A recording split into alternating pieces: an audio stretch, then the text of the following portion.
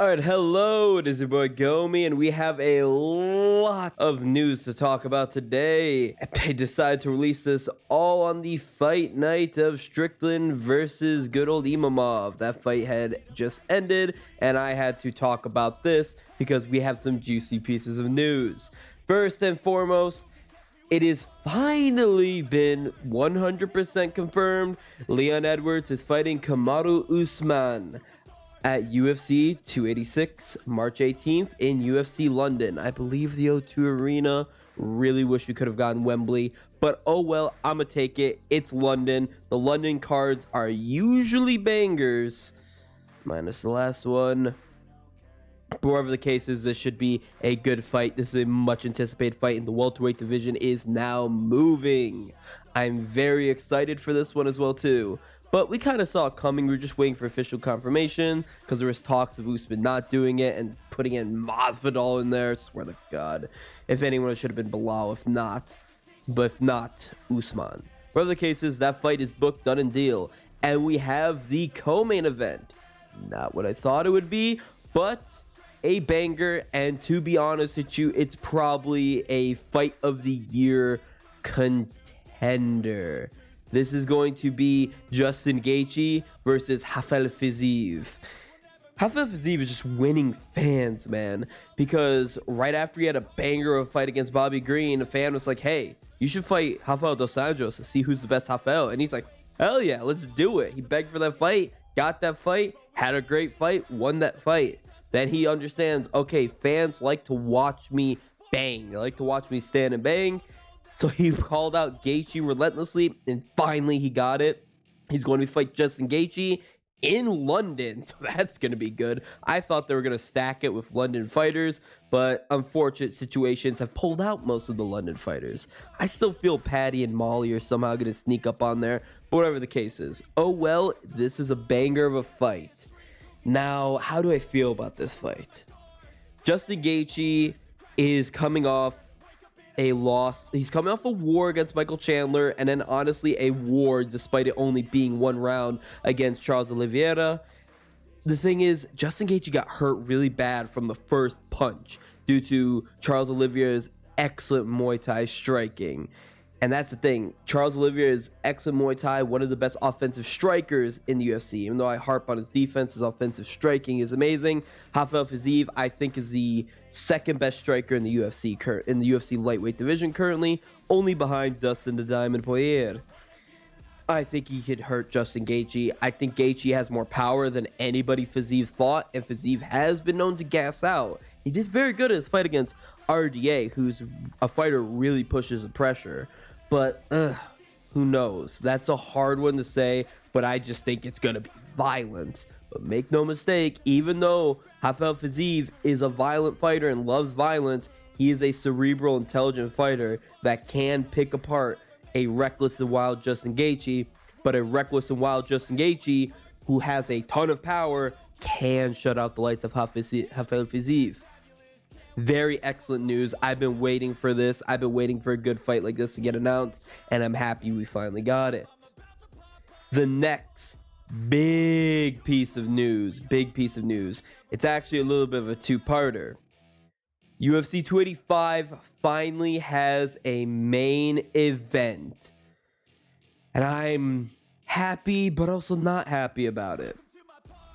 To first introduce this event, we must establish Fracnis Ngannou has been released from the UFC in his contract. He is no longer the champion. The belt has been vacated. And now we are going to be having Jon Jones versus Ciryl Gane for the heavyweight championship. Now, I'm going to get into a huge rant. First, let's get into the good thing. The good thing is we have a heavyweight fight, and it's between two extremely talented fighters. I'm not fans of either of them, but wherever the case is, I'm a fan of the talent that they bring. Ciryl Gane, I'm not a huge fan of because of how he fights, and he does not push the pressure or push the pace. The only time, though, he has done that was his last fight, which was a great fight against Tai Tuivasa. Now, you could say that's because that's how Tai fights, and he pushes the pressure. Wherever the case is, I don't feel like Ciryl Gane in his fights really goes for finishes.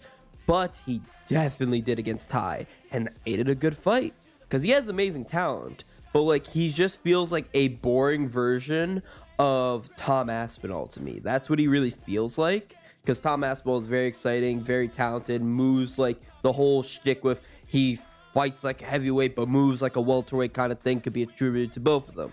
But unfortunately, Tom Aspinall's out.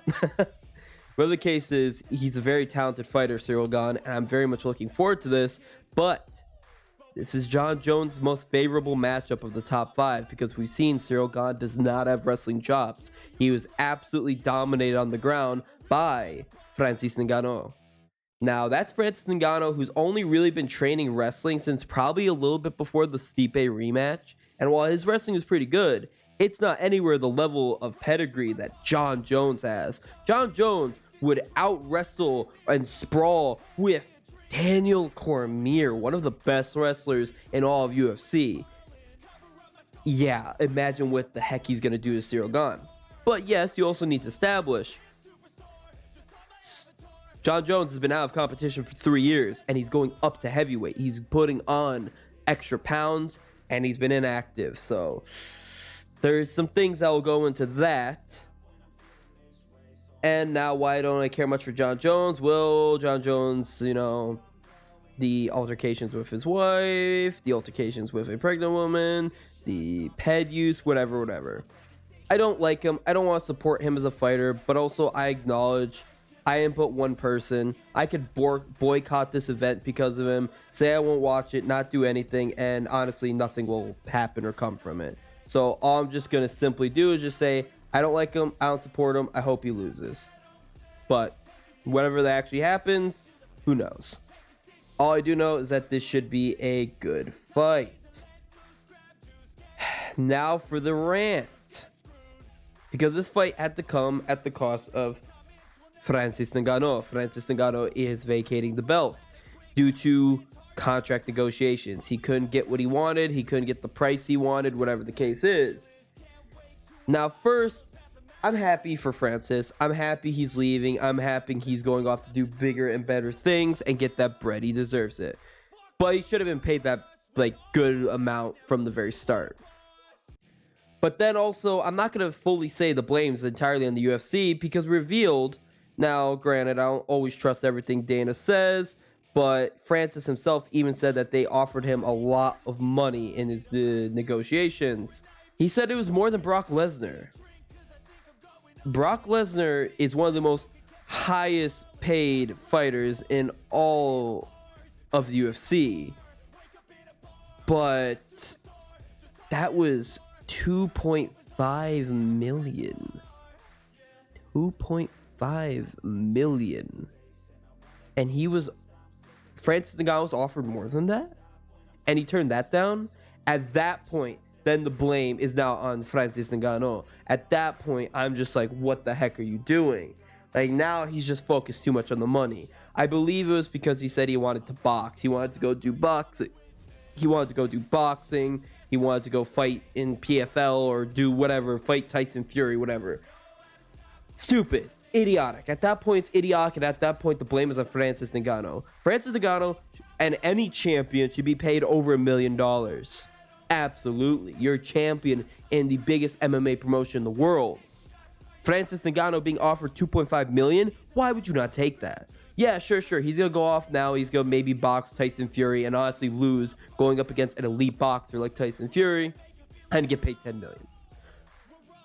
If it's me, now this is me. Perhaps I'm uneducated because I'm just some random schmuck who's never even had $10K in his bank account. Honestly, probably never even had $5K in his bank account.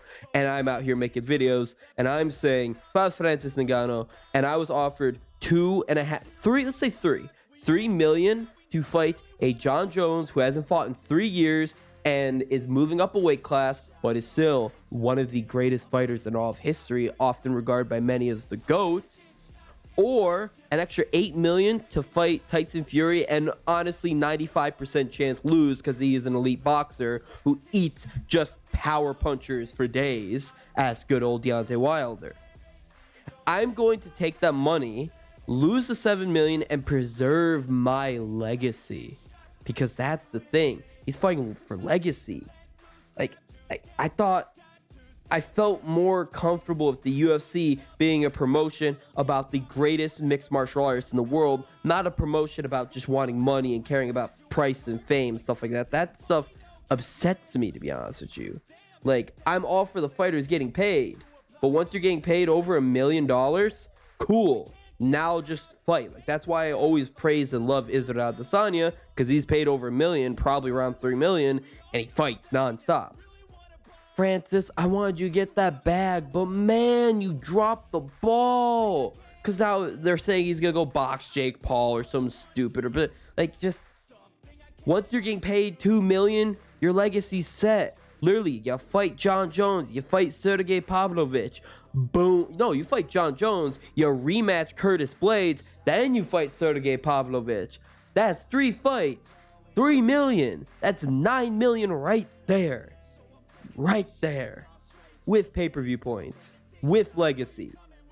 Or now you're gonna go fight Tyson Fury, get 10 million, maybe go fight, do something to Jake Paul, get like maybe 2-3 million, who knows. Whatever the case is, it's just dumb, man. It's just dumb, and it's sad that we lost one of the most anticipated fights, which was John Jones versus Fracnis Ngannou, and it's sad that we lost an amazing fighter, an amazing champion like Fracnis Ngannou.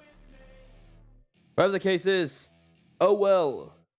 I'm looking forward to all the news, looking for all the fights, and honestly, the main thing that brightens my day is Gaethje versus Fiziev. This has been your boy Gomi. Bye-bye.